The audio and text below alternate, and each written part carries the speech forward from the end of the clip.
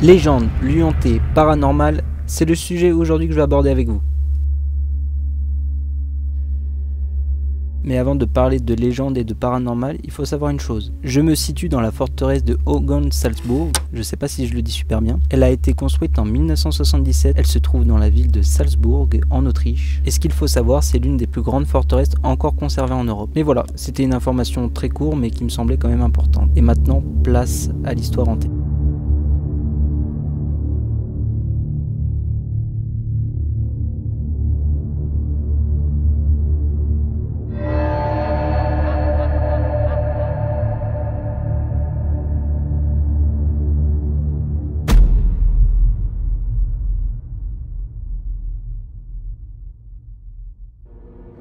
La légende qu'il y a autour de cette forteresse est celle de la maréchale Léonore von Schwartz. Selon la légende, la maréchale était une dame très noble qui vivait au XVIIe siècle. Elle était mariée au maréchal de l'armée autrichienne qui vivait dans la forteresse dans les années 1800. La maréchale Léonore était réputée pour sa grande beauté, sa grâce et sa charité envers les gens de Salzbourg. Elle était aimée et respectée par les villageois. Cependant, son mari, le maréchal, était souvent absent en raison de ses devoirs de militaire.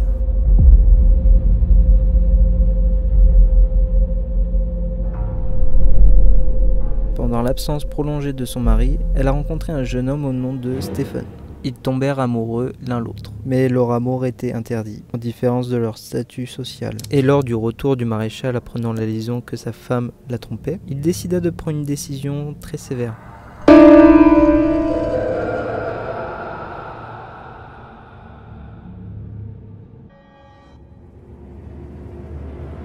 Selon la légende, il l'aurait empoisonné pour cause d'infidélité. Il l'aurait aussi condamné à vivre dans une tour isolée, sans aucune visite et communication avec le monde extérieur. Sacré bâtard. Et après quelques années, elle fut libérée car son mari fut mort au combat. Et après tout ça, Léonore fut aussi décédée de chagrin d'amour. Et son esprit est resté bloqué dans la forteresse, cherchant son amour perdu.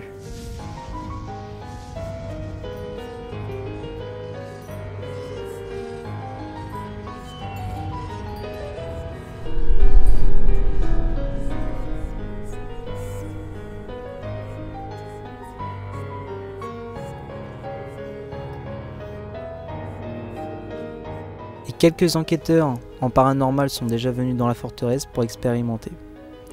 Et cette légende, tout le monde la connaît à Salzbourg. C'est la légende la plus connue dans tout Salzbourg.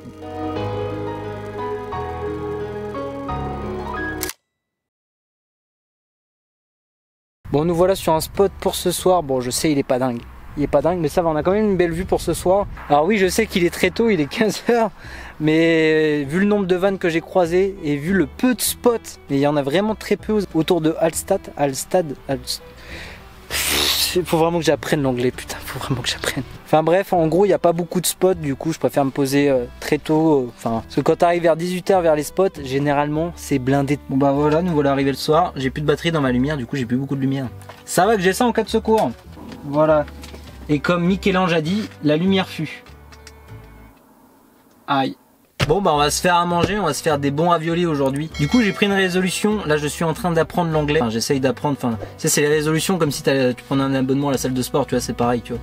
Ça peut durer longtemps comme pas longtemps, tu vois. Voilà. On se fait un petit cours rapide. Thank you bitch. Ça veut dire merci madame, ok.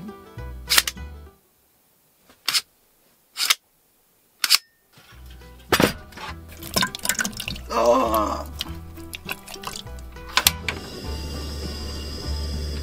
Ce soir c'est ravioli. Des fois c'est bien qu'il y ait le montage quand même, putain. Et on remue et on remue.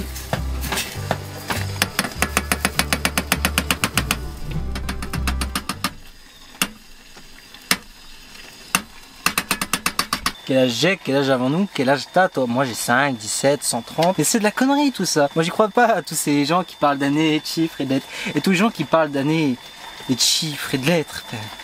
Et voilà, c'est prêt. Ça me fait penser à tous les mamans qui gueulent quand la bouffe est prête. Sauf que moi avec ma rhum c'était terrible.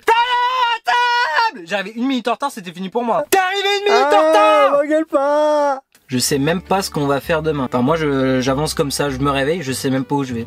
C'est surprise. Alors, moi j'ai pas vraiment prévu de trucs aux alentours de Vienne. Un petit goût de cramé derrière, nickel.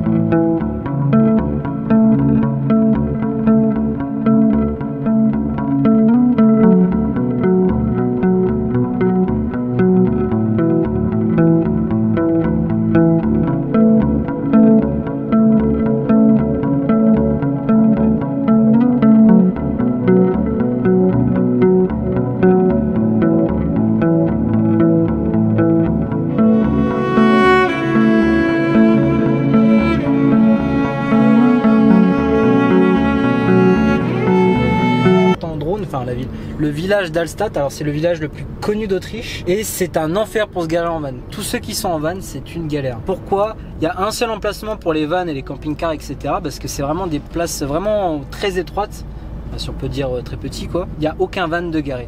C'est limite, c'est interdit. Il y a un stationnement qui est toléré pour les vannes et les camping-cars. Donc tu peux y aller, c'est payant.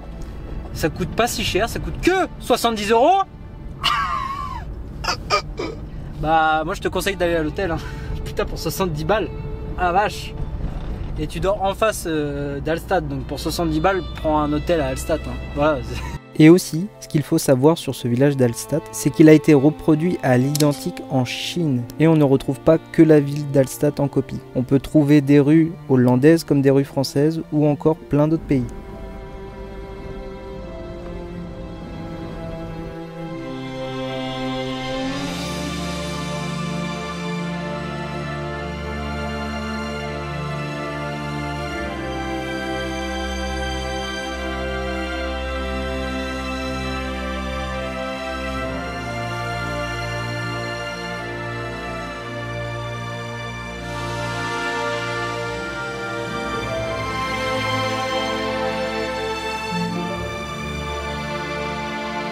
Bon, de retour sur un spot, ça a tourné à la pluie. Mec, je viens de me chier dessus. J'ai cru qu'il y avait des voleurs à côté de moi.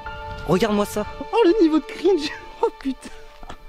Mais wesh, mais qui fait ça? Et encore ça va, il fait jour, donc j'ai vite capté, mais moi je vois ça dans la nuit, mais moi j'ai peur, j'ai peur. Et ben en tout cas, je te remercie d'avoir regardé la vidéo, j'espère qu'elle t'aura plu. Je sais, le temps est vraiment avec Clément, hein, je sais. Bon en tout cas, n'hésite pas à liker et à t'abonner, ça fait extrêmement plaisir, et on se retrouve la semaine prochaine.